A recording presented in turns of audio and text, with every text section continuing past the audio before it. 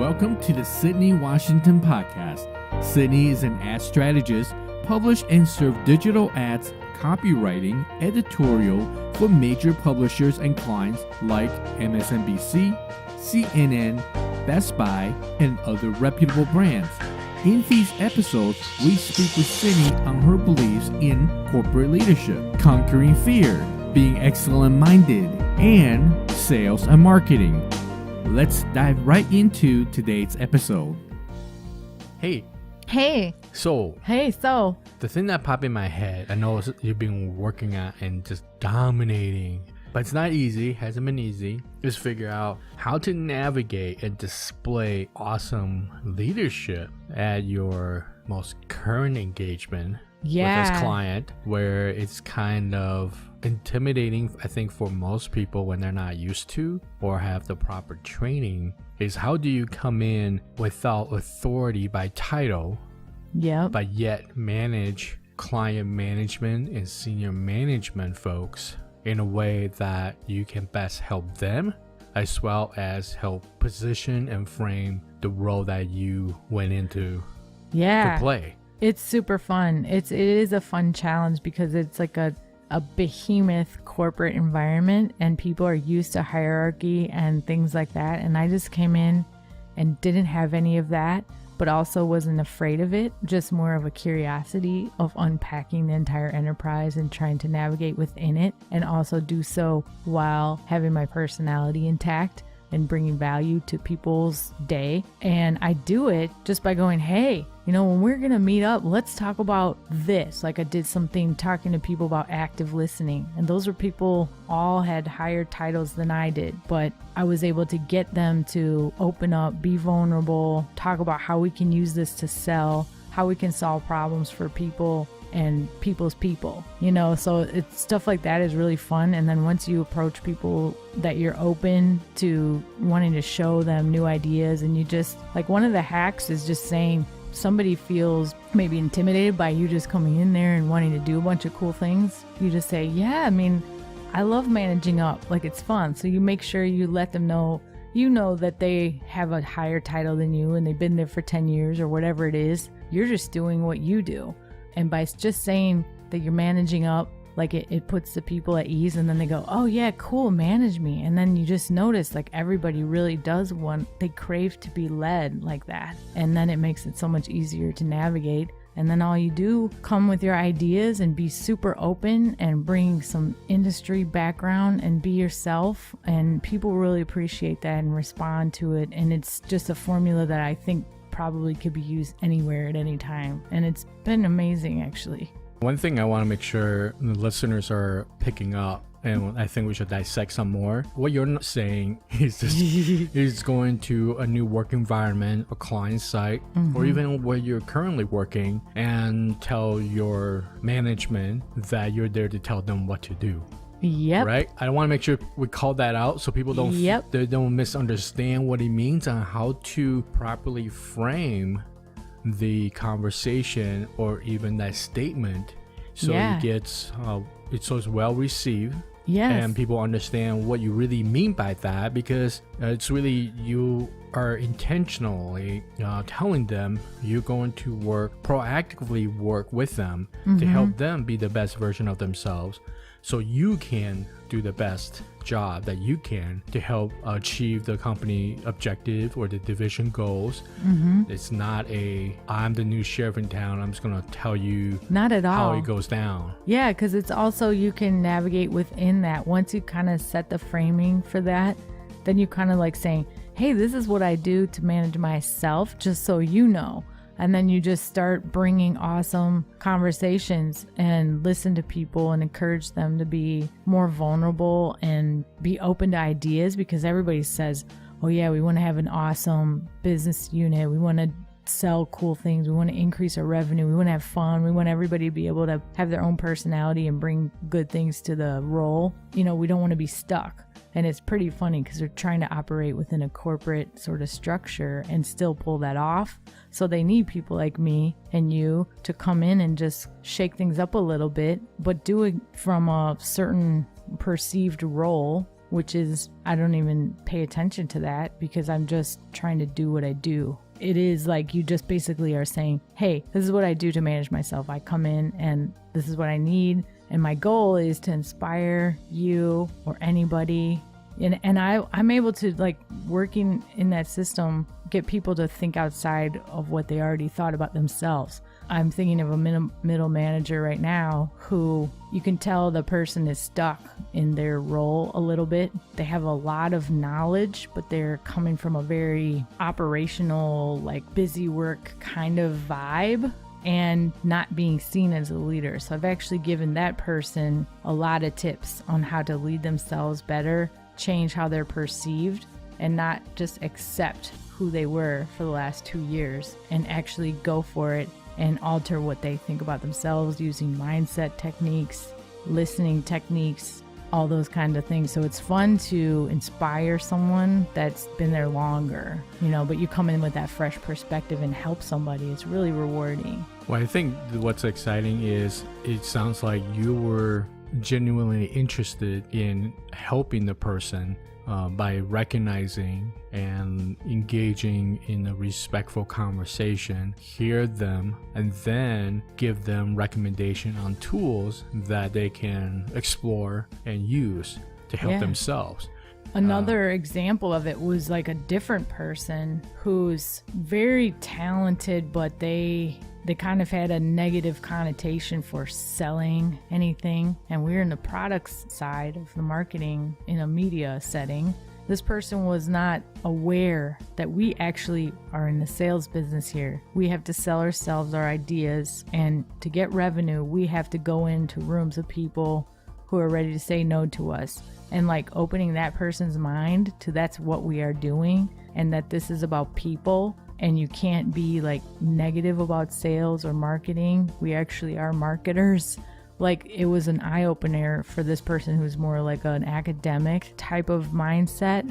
It's hard. I feel like those are the hardest people to get it sometimes because they have a certain idea that everybody's got to have a PhD in statistics or whatever in order for me to talk to them on my level, like kind of vibe. And they have to have gone to Stanford to get it or whatever it is.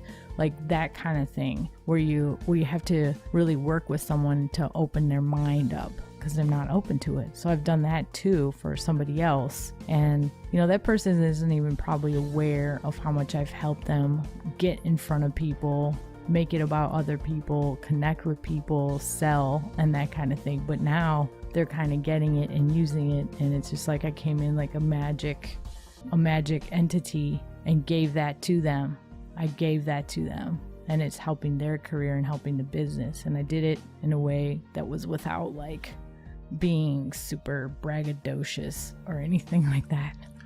Well, I think a lot of it's something that you've been learning and investing in yourself and challenging yourself on how to do. So it's a real positive experience for you. And you also understand and can appreciate the complexity and sometimes the difficulty of it.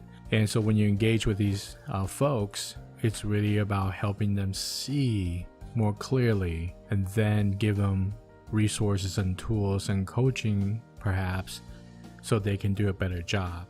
One thing that is you talk about it, especially in a corporate structure, what a lot of folks forget is or misidentify, maybe that's a better start of this part of the conversation, is they feel because they wear the same badge, they enter the same set of doors every day, or getting the paycheck every other week or so with the same company logo on it, that they are all one. But as company size gets bigger, organization structure tend to become more complex, and there's different jobs for different divisions. So when that happens, people have different roles they have to play. And like you were saying, I think people forget that you have to help your audience understand what you do, the value you guys bring, what you're trying to achieve, right? Your team and that division, and how you can collaborate and work together. Not simply take the mindless approach where you just automatically assume people should understand what you're doing, should appreciate what you're doing, and then buy in without much of a fight. when you go into a mindset like that and your idea is rejected or perhaps receive some kind of pushback, it usually results in a negative experience, and you walk away feeling angry, underappreciated, misunderstood, or the other people are somehow negative or anti you or right, something. Right. Yeah. You know, or underqualified to do their job. And these are really the poison, the cancerous cells that kills organizations. And I think what you've been doing, you know, with this client, I mean, really providing invaluable service to them, because that's not even what you're really hired to do, but you bring this extra mega value to the table. Yeah. And, you know, I think it's one of those things when we review these things and have this kind of conversation, I always, you know, want to encourage our listeners and definitely ourselves to recognize the extra value that we bring on client site in each engagement that perhaps is not stated in an RFP or, you know, in a job engagement contract details.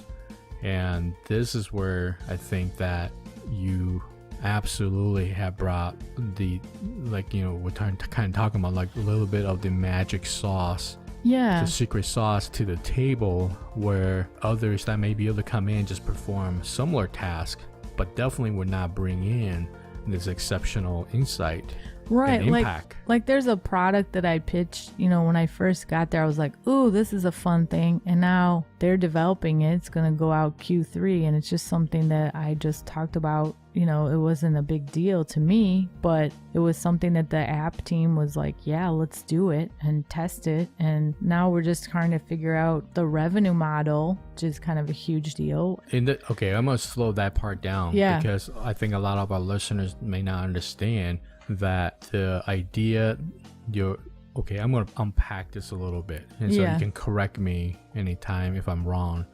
But the way I hear is, one, your willingness to share ideas and freely, I think, is key. And having the guts and the willingness to share is already beyond what most people do. It's like that thing of just not, you have to have a and I didn't have this all the time, you've known this, like the thick skin to just go, hey, if I pitch something and it's not well received or not the right timing, or if I don't do it perfectly and people hate it, I don't care. I'm just going to keep pitching, keep going, keep doing, because it's not about me personally. It's just we got to grab onto the right idea at the right time with the right technology and the right people to put it into place. I'm fine with not being about the outcome, but for me, it's more exciting to do the process and go in a room full of people and just be as bold as hell and be like, hey, I have this idea. If you guys hate it, like, I don't say that, but it's like, if they hate it, I'm just going to learn something from it anyway. So I might as well get the experience of going in there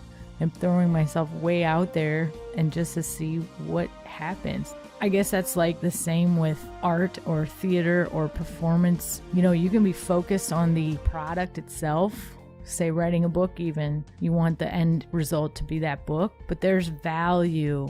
You know, there's like a self-teaching moment, that autodidact thing, self-taught thing where you're like, I'm going to try it and it's going to be about me in that room trying this thing. And that's the value sometimes. Like for me, being focused on that has allowed me to navigate in ways that I think a lot of people are afraid to do because they already put themselves in a box to see themselves a certain way, and they're not going to try anything like that because they're too afraid or timid or they're scared of getting hurt. It's like a combination of my own self-work of being like wanting my ego to not even be a thing anymore.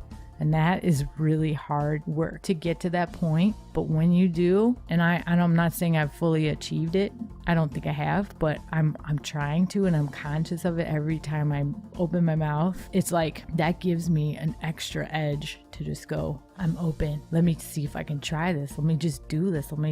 I might be closer than I think to something amazing and great. That's so fun to live like that. And then to bring that to your professional day, it's amazing. And it's contagious and people catch on it. And even if they watch me go out and pitch, and they watch me get like reamed and still be like, hey, thanks for that insight. I didn't see that before. That's amazing. And the way I respond to it, that helps them to go, wow, she has got brass balls. If she can do it, maybe I can do it. And they want to learn from me. And then you just keep going. Everybody wins. It's just like how I've been living my life.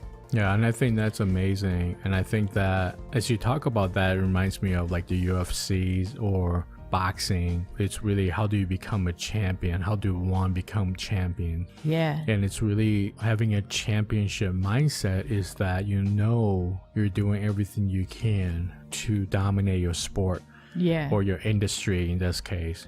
But what you do along the way to prepare for the ultimate fight is that you mentally have to be open to get beaten along the way in terms of in the practice ring, right? That's why you bring in different sparring partners, because you're using them hoping they will find flaws in you. So think about it. You're paying someone to come into the ring trying to beat you up and to find flaws in your techniques and skills or conditioning so you can get better. And then the way you spar with the day-to-day partners and training, it's not just simply every day you're going into the ring or you're going to your work to beat somebody up so you're the champ, but it's really your focus on perfecting your techniques, your discipline, and what we refer to a lot of times as talent, is making sure your talent level gets to the next level.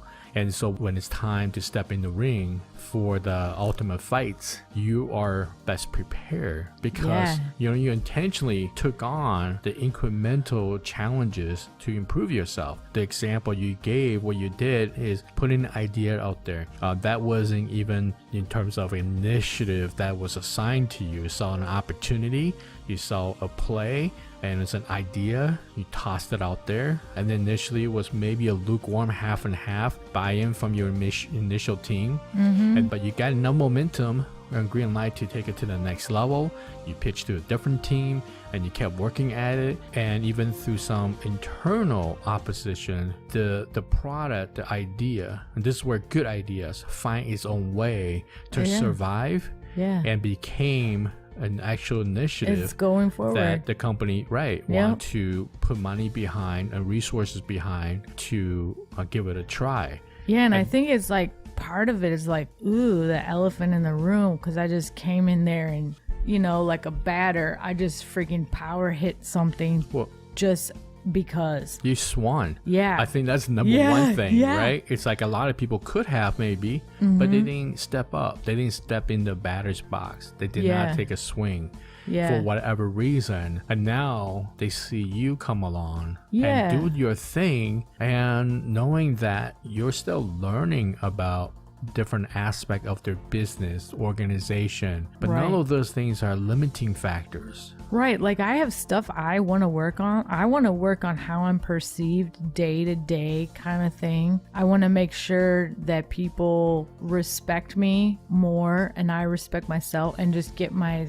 language about myself tightened up, the way I navigate through different teams and leadership, and just really keep buttoning up my own game. So that's what I'm just practicing when I go. It's like, okay, how ready am I to play with the big dogs? I like to have that litmus test whenever I can and just keep challenging myself. So it's like, I know I have a lot of stuff to work on, but it's all fun to me. Well, thank you so much for making time to share your thoughts and recent experience. And I think this is one thing we want to do, is to share with potential listeners and folks on platforms like LinkedIn or wherever, that they can use encouragement and insight to help them grow and advance their own career. At the same time, really show truly who you are, because I really believe that's important as you continue to up your game and establish yourself as a thought leader. You have to share that inside and outside of organizations. And I think this is a great way, and I just really appreciate you willing to do this. And I look forward to our next podcast. Thank you so much, David. Make sure to subscribe and follow for future episodes.